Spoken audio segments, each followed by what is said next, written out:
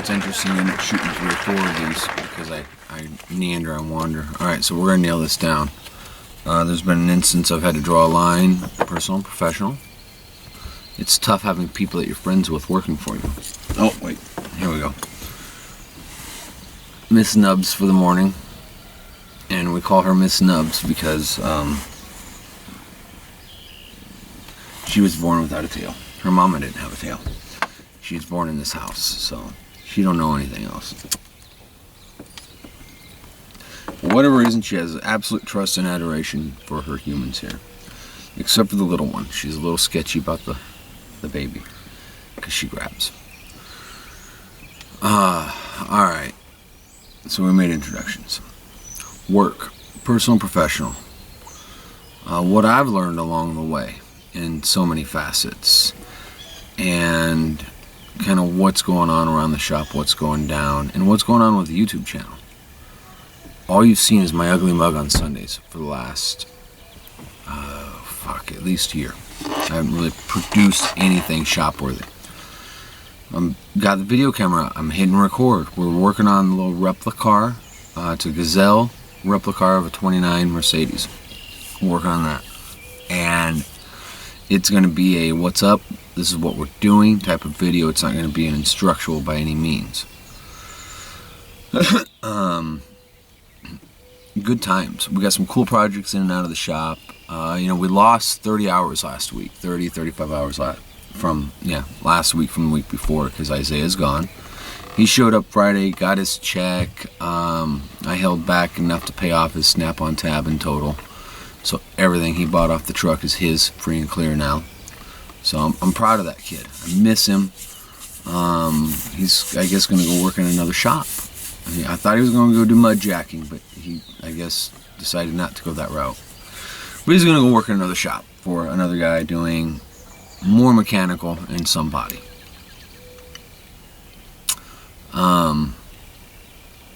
Jason's working out smashingly. He's going to be a power hitter when he comes into his own. With a system. Mind you, I'm primarily self-taught. I didn't have a mentorship. I didn't grow up around this. I decided one day this is what I had to fucking do, and I did it.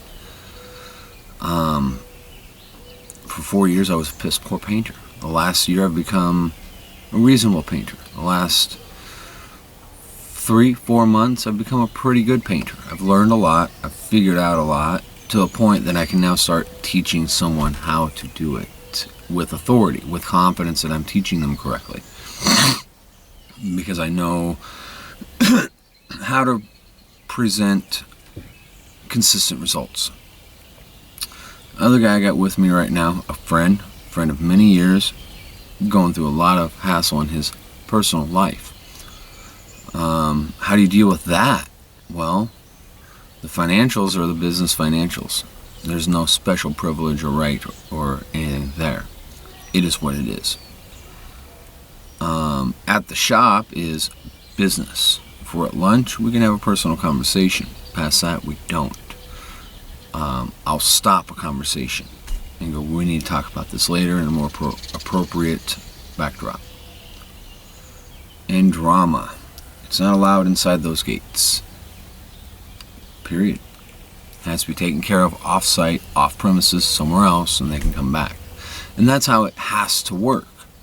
If you're going to maintain a professional relationship and a friendship relationship with someone, you have to have it there. And that's something that's been interesting and difficult for me. I've got folks that are good friends, trustworthy, but they want to use the shop as a personal toy box. And I allow a project here or there, or a little thing here or there. And I've just gotten to a point that if I'm not physically in the shop, and I poke in and check in, things like that, but if I'm not physically in the shop, people can't work in there if I'm not physically there, especially if they don't work there. They're not helping put food on my table. I don't owe them that, and I can't be left feeling like I owe them that. And so I've halted any kind of work in that progress. No matter how good a buddy you are, you can't come over and use my facility that I feed my family, my guys feed their family with, it's not feasible. Why am I going to let someone do a job at my shop that I would bill for and make money at?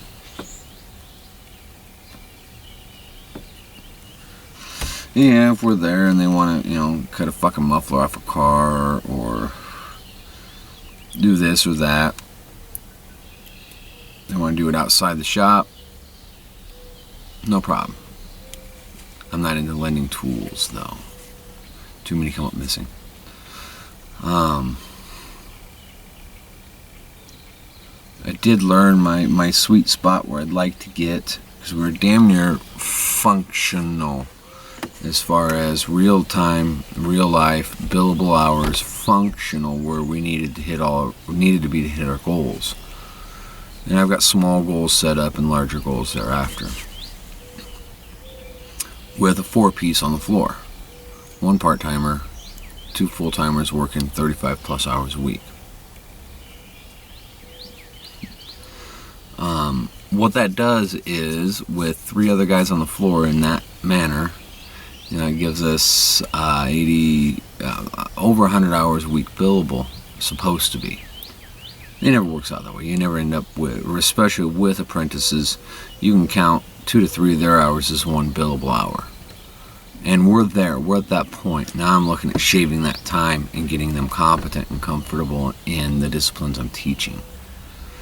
The one thing I've got with, say, Jason, who's just smashing all boundaries, he's really going at it and immersing himself in what we're doing.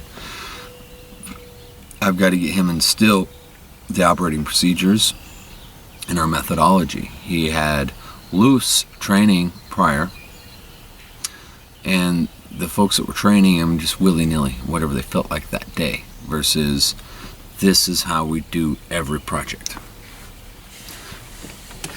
We have a system, and I refined that system, and it's gotten better. It's gotten much better just over the last year. Consistency is key.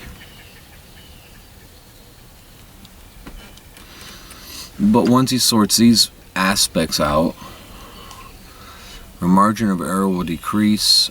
Our turnaround will increase dramatically. So we're going in the right direction. But what that does, a 3-piece on the floor, a helper, and 2 guys that have at least a clue, if not the capacity to take it from intake, document, disassemble, test fit, body work, prep panels, shove it in the booth and prep it. I'll go in, prime it, finish block, seal it, paint. All the smaller projects, that's pretty much how they go. Car lot stuff. I get them there in that consistency. My point of function is checking on everybody, making sure we're following procedure, making sure body work is up to snuff, make sure fitment is what we want, make sure the final fitment after the project is painted and going back together is where we need it to be. I still slip up on some of those. I've got to make checklists for different aspects. I need to make a flow chart for the whole operation through. I haven't yet. My bad. That gives me where my major function on the floor is paint and welding. That's it. And right now it's where I need to be. Because out of a 50 or 60 hour work week, I'm spending 20 to 30 hours in the worry hole. Ordering parts, materials, keeping in touch with customers, dragging new projects in, looking at new projects, quotes, all of it. That lets me be boss 20 or 30 hours a week. To make the money I aim to make, I got to. Alright, this is a good one. I'm going to let y'all go. I'm out of here. We'll see you on the next one.